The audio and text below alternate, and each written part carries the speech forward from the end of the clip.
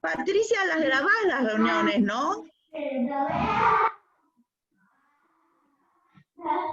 No escucho. Las graba Florencia, porque ella la gestiona.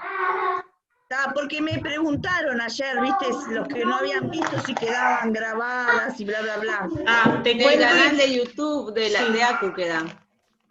Por eso yo después te mando un enlace que es el canal de ACU y allí están todos los videos, inclusive de algunas charlas del Maciel que también grabamos. Bien. Están los testimonios de Ismael, hay varias cosas bastante interesantes. Buenazo. ¿Y eso se lo pasaste al ACUCEL? El ACUCEL es el que se usa para como lista de difusión. No, pero digo, si les podés pasar ese enlace por el ACUCEL. Sí, claro. Yo siempre publico que eso queda en el canal de YouTube, está en Facebook también el canal. Y a los nuevos justo ayer me preguntaron allá en el CASMU, sobre todo los nuevos, que quieren ver para atrás qué hay. Los nuevos que ustedes me fueron mandando, que Jimena ayer me pasó, yo les hice una pequeña introducción, les expliqué que tenemos un canal de YouTube, la web, Facebook, y que ahí pueden ver información, además de agregarlos al grupo, para no agregarlos de una y que no entiendan nada, ¿no? Porque a veces te metes no tenés ni idea. Yo estoy viendo, Florencia, que uno de los pacientes de ayer está conectado ahora, así que se ve que fue buena la información. Bárbaro. Está bueno si se suscriben al canal de YouTube porque les llega el anuncio cada vez que colgamos un video nuevo. ¿Y cómo se suscriben? El enlace que aparece, que les manda Florencia, ahí entran a YouTube y ya les aparece abajo la posibilidad suscribirse. Bien, ahí le dan clic y ya quedan suscriptos. Bárbaro. Igual porque así, viste, cuando preguntan uno les puede explicar, viste. Sí. ¿Qué tienen que hacer? Igual yo los mando en el celular y está también en la web creo que en la web también está, en Facebook, y en los estados de WhatsApp también puse las direcciones, o sea, por si alguien no. Buenísimo. Igual te voy a pasar el enlace al canal para que lo tengas y. Claro, cuestión de que cuando me pregunten se lo paso. Claro, más rápido. Es fácil. Sí. Es ACU, Asociación Crohn Colitis Ulcerosa Uruguay. Ya está, ponen eso en YouTube y les va a aparecer el canal. Capaz lo que después se puede hacer es un videíto diciendo todas las formas como entrar al canal. Está bueno eso, está buenísimo. Tipo un flyer. Claro, lo compartimos el enlace en la página de la web y en Facebook y es más fácil si ellos lo ven que ¿no? Está bueno, muy bueno. Sí, bueno, con todos los medios de comunicación. Sí. Sí, hay 24. Bueno, tenemos ya ahora empezar. Tenemos Instagram, pero todavía no tiene nada, recién lo creamos. Sí, recién está abierto. Recién creadito. Cuando alguien quiere ir mandando información, es bienvenido, porque bueno, hay que llenarlo de contenido después, ¿no? Sí. Así que bueno, pero por lo menos está creado, creo que se llama ACU, igual, ACU, Asociación Crohn Colitis Uruguay, lo pueden buscar y si le pueden dar seguir, genial, y bueno. Bien, muy bien. Bueno, hay 25, yo diría empezar. Bárbaro. Acuérdense que en unos minutitos antes yo les aviso y tienen que volver a ingresar. Bien, perfecto. Bárbaro. Bueno, dale, Jimé, empezamos. Dale, Florencia, ¿me das para poder compartir la pantalla? Sí, claro.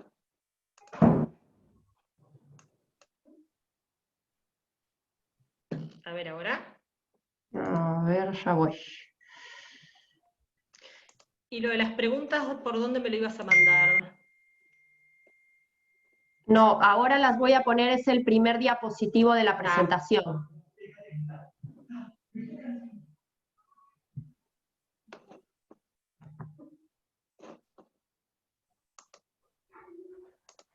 ¿Ahí se ve? Sí, perfecto. Bárbaro. Perfecto. Bueno, buenos días a todos. Ya nos vimos la vez pasada, pero para los que no se pudieron conectar, yo soy Jimena Rodríguez, soy gastroenteróloga, y bueno, y actualmente trabajamos con Beatriz en la unidad del Hospital Maciel de Enfermedad Inflamatoria Intestinal. La charla pasada, la idea es desarrollar un poquito información sobre los medicamentos que usamos en la enfermedad inflamatoria intestinal. La vez pasada hablamos sobre la mesalazina, los aminosalicilatos y los corticoides. Y ahora vamos a hablar básicamente sobre inmunosupresores y biológicos. Lo de las terapias complementarias, lo hablamos ayer con Beatriz, queda muy larga la presentación, si no, entonces quizá lo dejamos para la próxima, para el próximo encuentro, hablar de las terapias complementarias que hay básicamente, que son muchísimas y bueno, y trataremos de hablar la próxima vez, ¿está? Pero esta vez, a ver, lo primero que queríamos, y que era lo que Beatriz decía antes, es que, bueno, estas charlas por WhatsApp de repente nos quitan esa posibilidad como más cercana y más fácil del ida y vuelta, ¿no? Entonces, queremos saber su experiencia. Yo voy a hablar un poco de la experiencia, lo que está en los libros, de la experiencia que yo he visto con mis pacientes, pero queremos saber la de ustedes, que es la más importante. Entonces, como preguntas gatillo, cada uno de ustedes nos va a ir diciendo, pero queremos saber quiénes no toleraron la satioprina de entrada, o si la toleraron, qué mecanismos usaron para poder tolerarla. Hay muchos que la toleran de entrada, pero hay algunos que no. ¿Qué efectos positivos y negativos han notado con el uso de la satioprina en la vida cotidiana?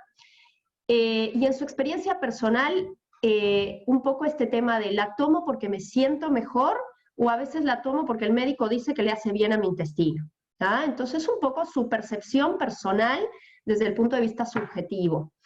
Y bueno, y lo mismo un poco para la experiencia de los pacientes que han vivido con biológicos. Obviamente son menos cantidad, pero ya tenemos años de experiencia. Entonces, bueno, queremos saber cuáles han sido sus experiencias, positivas, no tanto. Queremos saber, ¿tá? Queremos también la vuelta de ustedes, que es lo que más nos enriquece. Jimena, perdona, una consulta. Sí. Que lo escriban por el chat. Exacto. Si pueden escribirlo por el chat, porque así después hacemos como de repente un redondeo de cuáles fueron las cosas más frecuentes, etcétera. ¿Tá? Así que bueno, mientras tanto, vuelvo a poner esta diapositiva estaba en la charla anterior, porque me parece súper, a mí me transmite un poco las cosas, ¿no? El camino que tenemos que hacer el paciente y su equipo asistencial es un camino muchas veces largo, muchas veces tortuoso, que pasa por muy diferentes etapas, porque el paciente pasa por etapas diferentes, porque su tratamiento pasa por etapas diferentes, y bueno, y al fondo está la luz del sol, etcétera, que es, bueno, la idea, ¿no? Que el paciente viva la vida de la mejor manera posible.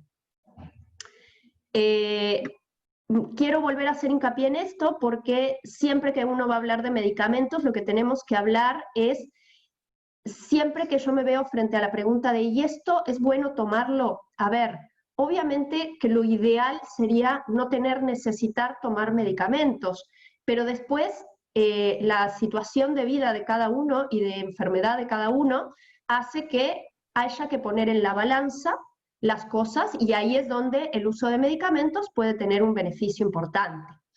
¿Cuáles son nuestros objetivos de tratamiento en las enfermedades inflamatorias? Como ya dijimos, inducir la remisión, es decir, que esa inflamación se apague, y después mantener esa inflamación apagada. Y muchas veces uno se pregunta, ¿pero por qué? Entonces, lo que nosotros queremos es, una, evitar las complicaciones a largo plazo, a mediano plazo y a largo plazo. Lo otro fundamental, obviamente, es mejorar la calidad de vida. Hay pacientes que la tienen mucho más comprometida que otros, pero en todos los casos es mejorar la calidad de vida. Y, por supuesto, evitar las secuelas a largo plazo que puede traer esta inflamación mantenida y esta afectación de la calidad de vida mantenida, ¿verdad? En la salud física, en la salud mental, en la salud emocional, ¿tá? Así que, bueno, es un poco un todo, ir viendo. Entonces, puntualmente, en esta oportunidad nos vamos a referir a dos tipos de medicaciones, y la primera van a ser los inmunomoduladores. Ya desde este momento van a ver que usamos diferentes nombres para estas cosas. Y quisiera empezar por eso, por definir, bueno, ¿qué decimos nosotros cuando estamos hablando de inmunomodulador? Y un poco como su nombre lo dice, es una sustancia que modifica, puede aumentar o disminuir las funciones del sistema inmune. Y esto se basa, o sea, puede afectar la producción de anticuerpos o inclusive el reconocimiento de los antígenos, que es lo que viene de afuera que nuestro cuerpo reconoce. En las enfermedades inflamatorias intestinales, normalmente usamos medicaciones que bajan esa respuesta inmune, o sea, que deprimen o disminuyen la respuesta inmune, porque lo que hay es una respuesta inmune exacerbada y que no tiene límite. Cuando uno tiene una infección, es una respuesta inmune exacerbada, ¿pero por qué? Con el fin de que un microorganismo se vaya. Cuando el microorganismo se va, la respuesta inmune se acaba. Lo que hay en la enfermedad inflamatoria es que no sabemos exactamente a qué, pero hay una respuesta inmune que no tiene fin naturalmente. O que tiene fin cuando hay una mejoría transitoria, pero que vuelve si no hacemos algo.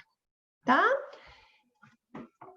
El fármaco, el medicamento más utilizado por nosotros como inmunomodulador, porque los trabajos con estos fármacos son los más abundantes, son la azatioprina y eventualmente la 6-mercaptopurina. Me parece que muchos estarán familiarizados con la azatioprina, quizá no tantos con la 6-mercaptopurina, pero me parece trascendente decirles que en realidad son fármacos que son hijo uno del otro, por decirlo de alguna manera, ¿tá? Porque la azatioprina es un compuesto del cual el cuerpo hace un montón de mecanismos por el cual puede él mismo obtener la 6-mercaptopurina, que es el que va a tener sus acciones. O sea, que al cuerpo le podemos dar. Voy a ver si el cursor se ve. Sí, sí. Ah, perfecto. Entonces, al cuerpo le podemos dar la azatioprina o podemos ya darle la azatioprina como digerida, por decirlo de alguna manera, que es la 6-mercaptopurina. Y ahora les voy a hablar un poquito. ¿Cuál es el mecanismo de la azatioprina en la enfermedad inflamatoria intestinal? Bueno, no lo sabemos exactamente. Yo sé que esta es algo que decimos demasiado frecuentemente en la enfermedad inflamatoria, que es que no sabemos muchas cosas. Pero bueno, es la realidad. Cada vez tenemos algunas cosas nuevas, pero bueno. Entonces no sabemos exactamente el mecanismo, pero hay una cosa muy importante, que es que la azatioprina lo que hace es inhibir la formación de los ácidos nucleicos, que son los ladrillos con los que se forman los genes. Y eso es necesario para formar todas las células del organismo.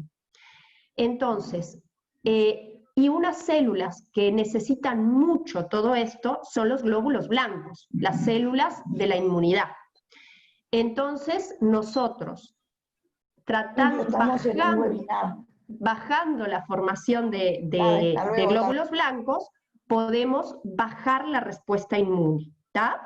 Obviamente ustedes se dan cuenta que este es un mecanismo como muy grande, ¿no? Estamos atacando a un todo para lograr un resultado. La 6-mercaptopurina es en realidad la que realmente actúa, ¿tá?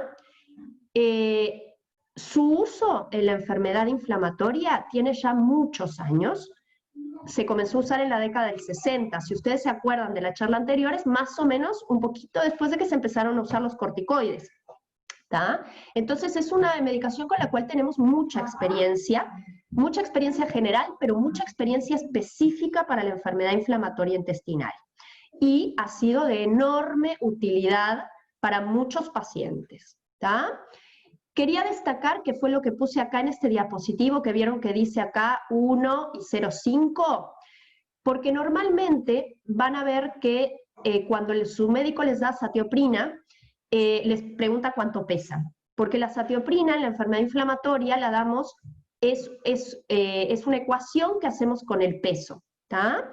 Entonces, la azatioprina, uno da el doble de cantidad que si da 6-mercaptopurina.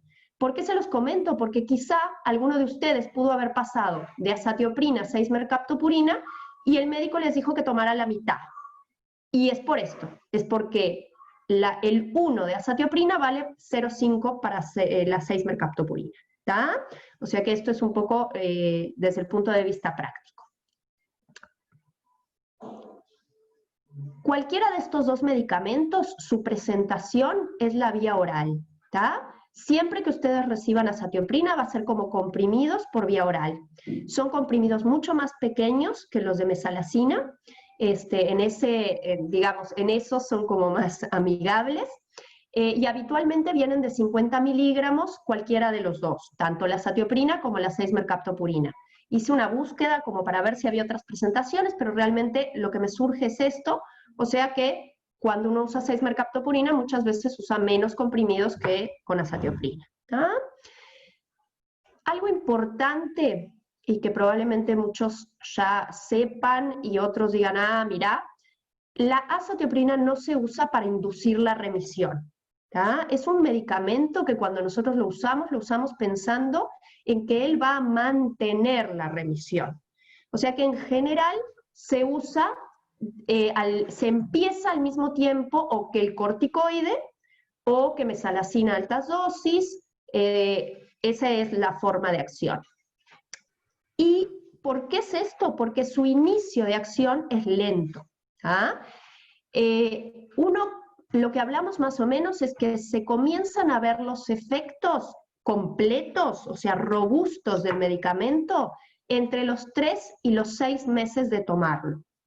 Y esto es muy trascendente, porque ustedes van a ver que de repente su médico, si ustedes hace 2 meses que toman azatioprina y todavía no está del todo como quiescente la enfermedad, de repente se le da un lapso más para ver si realmente actúa o no actúa. O sea, con esta medicación uno tiene que ser muy paciente y obviamente cuando se necesita otro tipo de medicación más urgente usamos otros agentes. ¿Tá? Se sugiere tomarlo, es una medicación que puede ser tomada en cualquier momento del día. ¿Tá? No hay un horario. Como yo les dije, por ejemplo, la prednisona, que hay que tomarla de mañana por un tema del ritmo circadiano, en la azatioprina no hay un horario estipulado. Puede ser tomada en cualquier momento y no necesita ayuno. ¿Tá? Se sugiere usarla de noche porque a veces la azatioprina puede dar alguna molestia digestiva y esta puede ser mucho mejor tolerada si uno ya está en la etapa del sueño. ¿Tá? Entonces, es una sugerencia. Con respecto a los efectos adversos y los controles necesarios para esta medicación. Los efectos adversos más comunes son digestivos. ¿Tá? No son del todo infrecuentes. Sobre todo las náuseas, el dolor abdominal y eventualmente los vómitos. Estos son los más frecuentes por lejos.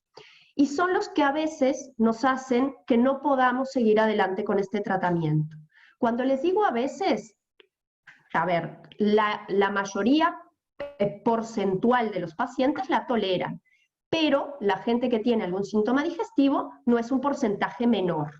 A veces estos síntomas digestivos son transitorios y otras veces no lo son. Como les dije, cuando esto sucede, se puede cambiar el horario hacia la noche. Otras cosas que se proponen son fraccionar la dosis, es decir, si uno toma 2 comprimidos, tomar uno de mañana y uno de noche, no hay problema con la efectividad del medicamento.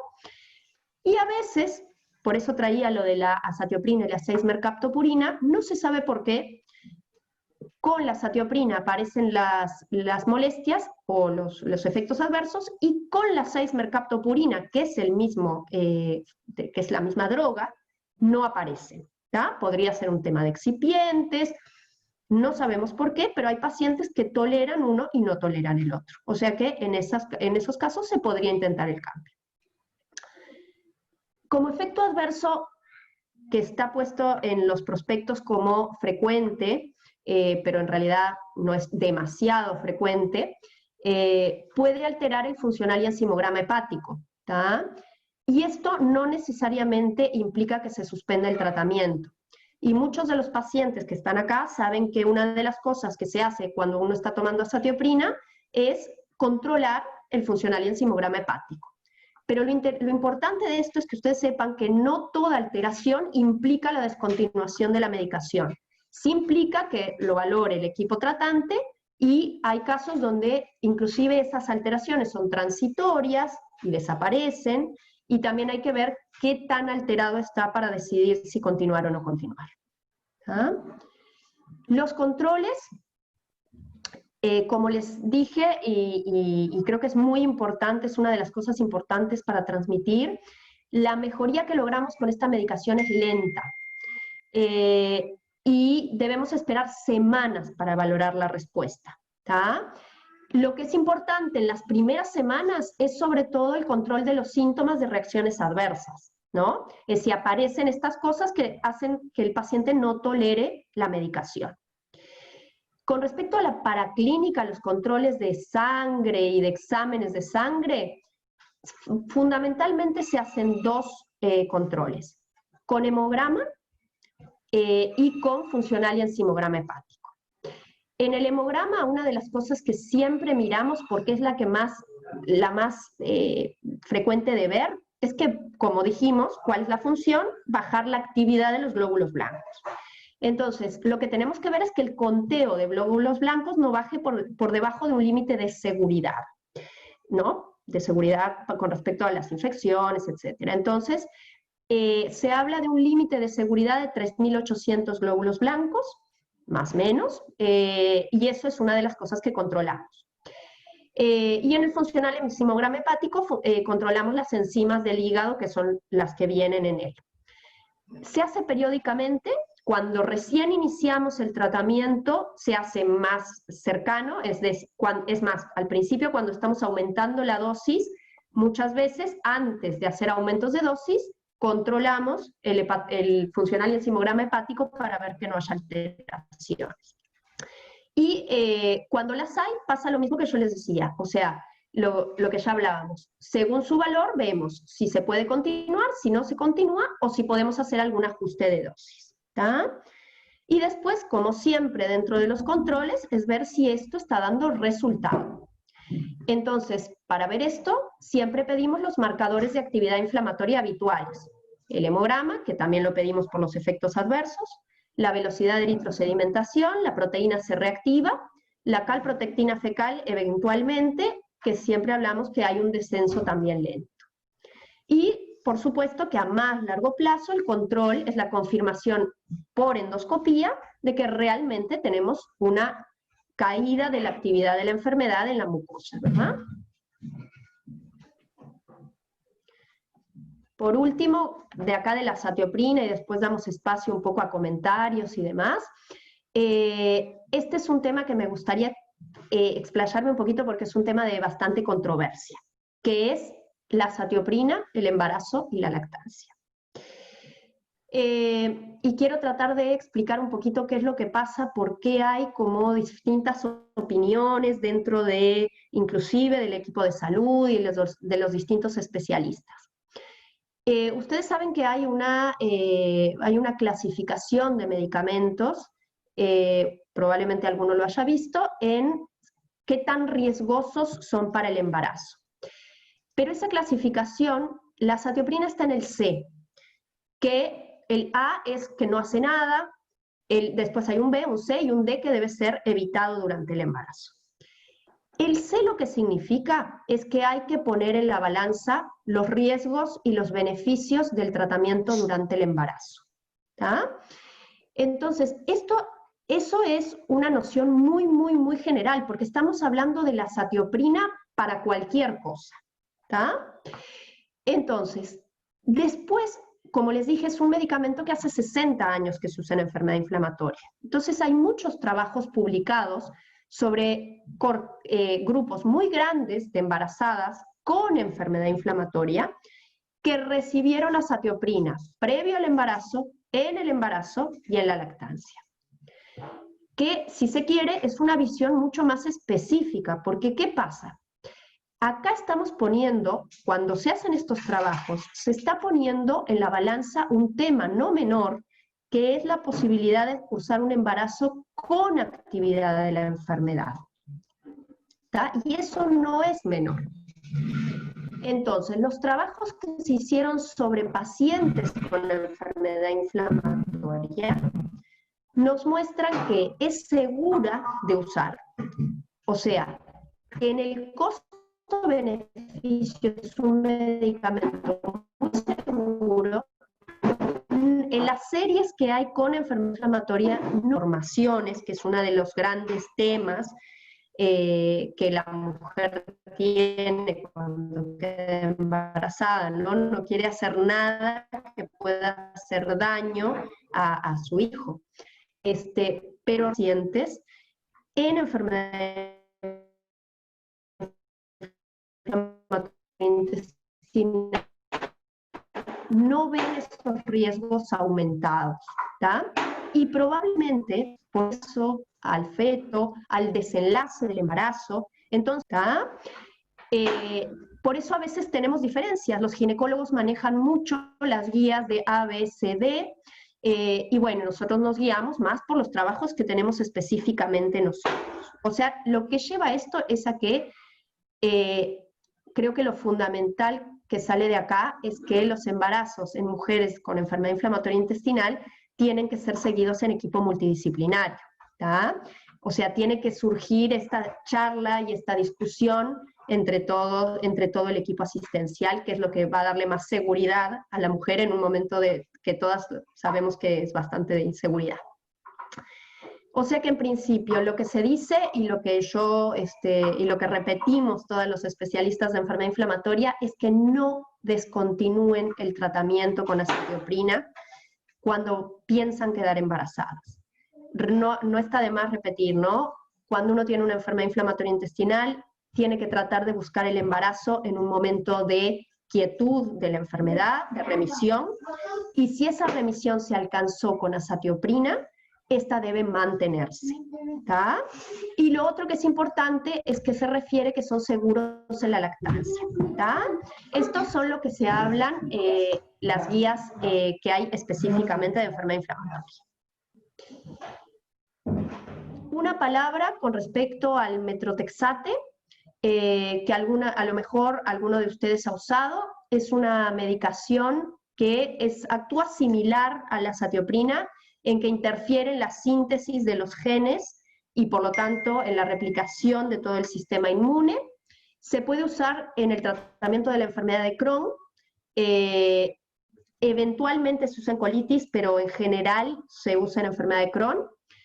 En general se usa por vía intramuscular, o sea, es un inyectable, no es un comprimido, la forma en que se usa en enfermedad inflamatoria. Y como es un antagonista del ácido fólico, debe administrarse ácido fólico al mismo tiempo. Y sí es un fármaco confirmadamente teratogénico, es decir, puede causar defectos en un feto. Entonces, este medicamento sí que está totalmente contraindicado en un embarazo, en una búsqueda de un embarazo, etc. Es más, una de las cosas que uno valora cuando alguien precisa esta medicación, si es una mujer en edad fértil, es que tenga un método anticonceptivo seguro, ¿tá? O sea que sí es totalmente diferente a lo otro que estábamos hablando.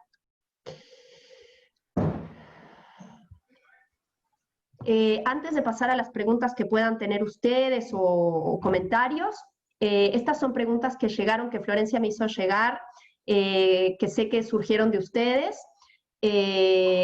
La primera pregunta me pareció espectacular, ¿tá? Me pareció genial. Y voy a tratar de explicar un poquito lo que sabemos, que otra vez no es todo. La pregunta era, ¿por qué se usa medicación inmunosupresora? Y a veces nos hablan de hacer tratamiento nutricional para fortalecer el sistema inmune. ¿No es contradictorio? Sí. Lo que pasa, es excelente la pregunta.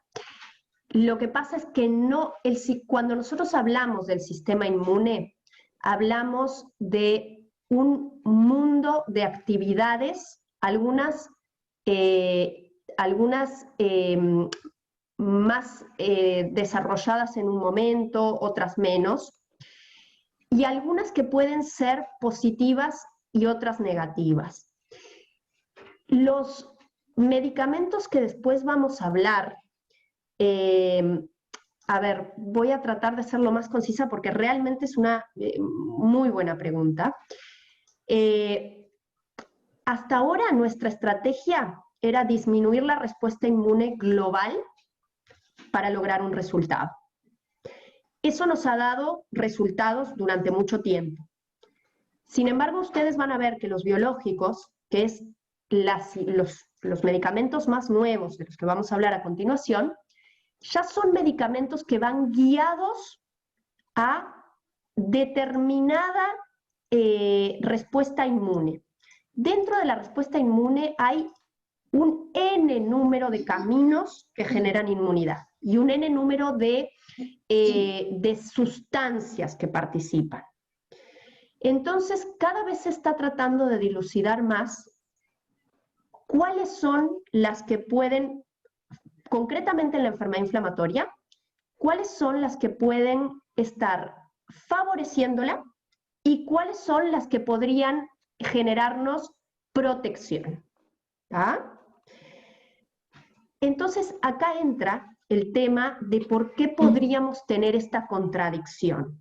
Jimena, perdona, Sí. queda menos de un minuto y se va a cortar, así que les pedimos a todos que Perfecto. vuelvan a entrar con el mismo enlace y la misma contraseña, así que seguí nomás, pero cuando se corte, que vuelvan Mejor todos a porque entrar. mejor así me hace concretar la idea, que es Dale.